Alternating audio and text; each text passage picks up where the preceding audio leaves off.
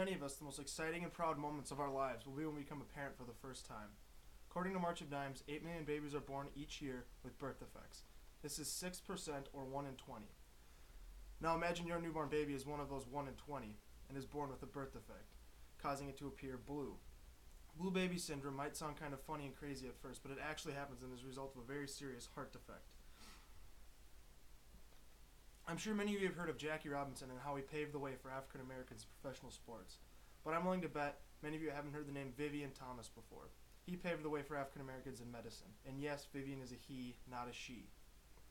I'm here to present the Unsung Hero Award to Vivien Thomas, who was born August 29, 1910 in a small Louisiana town. He grew up in poverty and surrounded by racism. His dream of going to college, with hard work in school and as a carpenter, were all for nothing when the Great Depression hit, and he lost everything. With the help of a friend, he landed a job under the supervision of a man named Dr. Blaylock at Vanderbilt University. He worked as a surgical technician doing research on animals under the supervision of this doctor. Thomas showed such promise on his first day when he participated in a surgery that Dr. Blaylock wanted him to come in early tomorrow and put the animal under before he even got there. Thomas was doing complete surgeries on his own before too long.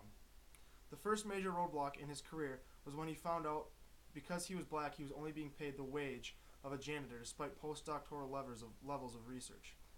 He, enraged by this, he approached Dr. Blaylock, who had no idea this was going on, and Dr. Blaylock offered to pay the rest of his wage under the table because he was such a value to their team. The second roadblock came when Dr. Blaylock was offered the position at Chief of Surgery at Johns Hopkins University. Dr. Blaylock, requesting that Thomas come with him, was denied because the university wouldn't allow a black man to work there. When Blaylock refused to go with him, they let Thomas come, but under one condition. He had to enter the building through the back door where the garbage was taken out. Many people at the school had never seen an African American in a lab coat before. After years of research, their names had become in the forefront of the surgical world. They were approached by a possible surgical procedure to cure blue baby syndrome and asked to do research on it. When the time came to do human trials, Dr. Blaylock refused to attempt the surgery without Thomas in the room.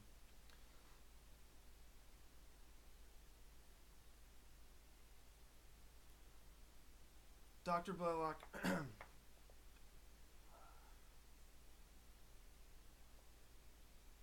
Thomas had performed the surgery successfully on his own many times, whereas Dr. Blaylock had only done so once and needed Thomas in the room to help him. In the operating room, Thomas stood directly behind Dr. Blaylock, coaching his every move.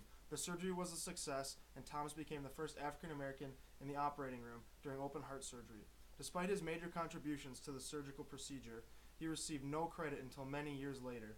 Eventually, Johns Hopkins University gave him an honorary doctorate because of all the work he had done, and as he continued research at the school and teaching new medical students. Despite receiving these credit in later years, he still never received nearly the same amount as Dr. Blaylock did. I challenge you today. This is why I'm giving Thomas the Unsung Hero Award for all his achievements and what he accomplished as for African Americans in the medical field. I know many of you have heard the name Jackie Robinson, but I challenge you all to remember the name Vivien Thomas.